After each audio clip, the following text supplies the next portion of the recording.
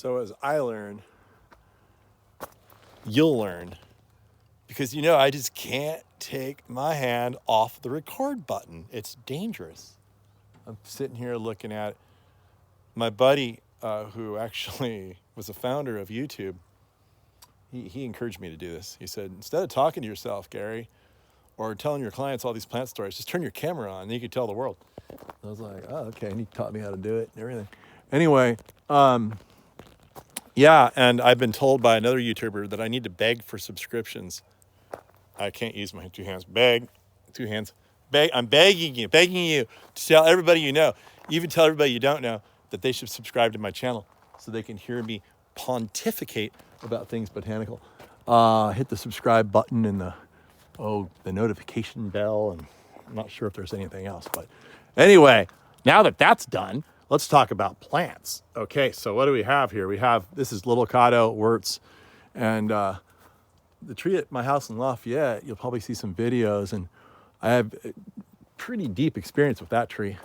However, right now I'm at my ranch. Look at this beautiful sunset, huh? Look at that. It's gorgeous.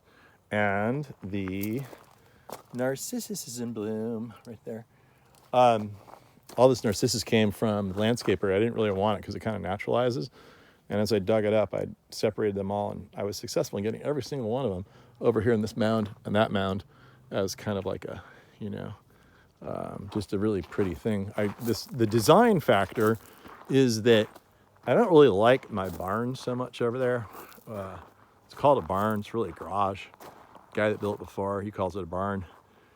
Come on, Dick. He's my buddy. He's my good buddy. He built this place in '76. That's not a barn. That's a big garage. Anyway, I decided to make a big mound here, plant avocados, and hide the barn a bit from the vantage point of La Casa. So, and I did it with little Avocado. You could see, you just get different results all the time. These avocados, I gotta admit, they're kind of finicky, guys. Sometimes they take off. Other times they kind of linger. Does it appear that like the, I mean, it's gonna be a really cool, I think I need a new phone with the new video camera. This doesn't look so good to me. And I planted another one that just flat out died, right? There's one missing here. And so I've been watching, but it's pretty cool. Like these things kind of lingered for a while. Now they're just growing like crazy. This is supposed to be a dwarf. And this is almost getting as big after about 5 years in the ground as the one I have in Lafayette.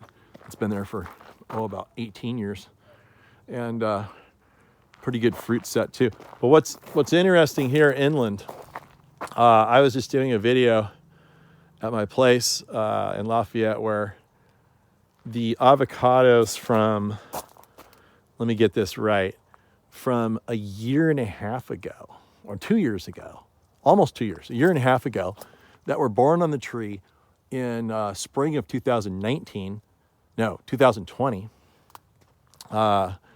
They went through 2020, and it took them 13 months to get to the point where I could eat them in 2021. And I ate them all. But then there were so many on the tree this time that I left some on the tree to see how long they're going to last on the tree. So now it's like February 10th.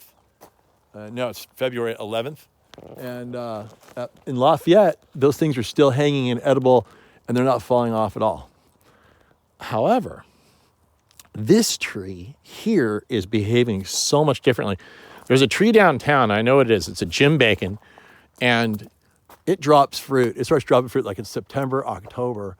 The one in Lafayette that I have, it's only 45 miles away over those mountains that way. Totally different climate. The Jim Bacon at my house, it produces fruit from January through March.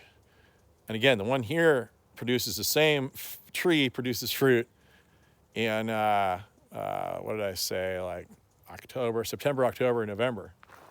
So they're off by a lot. And they're not very far apart, but there's so much more heat here all the time that it speeds up the fruit set and everything else and maturation. Now this is even more dramatic. So check this out. I've noticed I've had fruit on the ground or fruit in the tree, and no fruit drop as of a few weeks ago. But now I'm up here, and there's fruit dropping out of the tree like crazy. And I'm like, wow. Now the crazy part is this fruit here is only, I'm going to say it was born in April.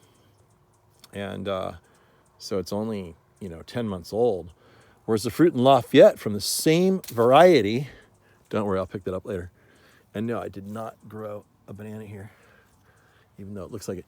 The same variety in Lafayette is holding fruit from not just last April, but from the April before. So that's just profoundly different. I mean, that's crazy. That just blows me away. Did you catch that? Did you like diagram that out? If you diagram, look at this. Look at this. Holy moly. Not that I need more fruit, but I guess now time to pick these is January and February here in the Central Valley. Here's another one around the tree. Oh, look at that. Fell right off. So yeah. Isn't that interesting? Let's take a look. Here's a bunch of fruit in here. Yeah. So, but that just pops right off, right? Let's see. Oh, yeah. Super easy. So we'll try these fruit and we'll see what they're like. But this is definitely fruit from last April. And again, the same variety tree has fruit on it right now. And I'll link it to the video. Took a video a couple days ago. Has fruit on it right now from the previous April. I just think that just blows my mind. So anyway, I mean, just 50 miles away. Does that blow your mind? It blows my mind. I have to collect all these avocados. I gotta turn the camera off to do that. I'll leave you with a really pretty sunset and some really pretty, God, is it just blown out? Is that better? What's going on? Somebody needs to send me a cameraman, camera woman, camera anyone, please. Don't forget to subscribe.